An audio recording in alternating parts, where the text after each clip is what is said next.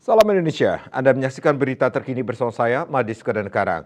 Bandara Sultan Hasanuddin di Kabupaten Maros, Sulawesi Selatan resmi menutup posko terpadu angkutan udara Natal 2023 dan Tahun Baru 2024. Posko yang telah beroperasi selama 16 hari, terhitung sejak 19 Desember 2023 hingga 3 Januari 2024 itu telah melayani 439.919 penumpang.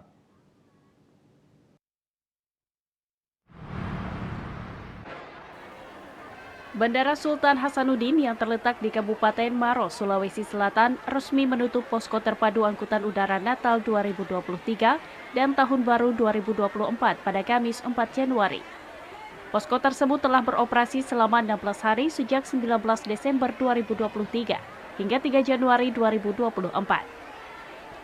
General Manager Bandara Sultan Hasanuddin Taucid Purnomo mengatakan, selama periode tersebut, posko Bandara Sultan Hasanuddin mengalami penurunan pergerakan penumpang sekitar 2%, di mana tahun 2022 terdapat 448.713 pergerakan penumpang, atau mengalami selisih sebanyak 8.794 penumpang pada tahun 2023, yang hanya melayani sebanyak 439.919 penumpang. Akumulasinya tadi berapa? 440-an ribu lah selama 16 hari ya. Itu ada peningkatan Pak? Dari tahun lalu nggak ada sih.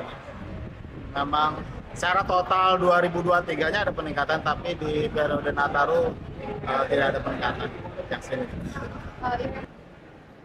Taucid mengatakan penurunan terjadi lantaran jumlah pergerakan pesawat hanya 3.424 atau menurun 6,1% dari pergerakan tahun lalu, sebanyak 3.645 pesawat. Meski begitu, dalam libur Natal dan Tahun Baru kali ini, Bandara Hasanuddin telah melayani 77 penerbangan ekstra untuk membantu mengakomodir kebutuhan masyarakat yang mudik. Realisasi penerbangan ekstra tersebut mencapai 82% dari rencana penerbangan ekstra sebanyak 93 penerbangan. Dari Maros, Sulawesi Selatan, Cynthia Krisna, Kantor Berita Antara mewartakan.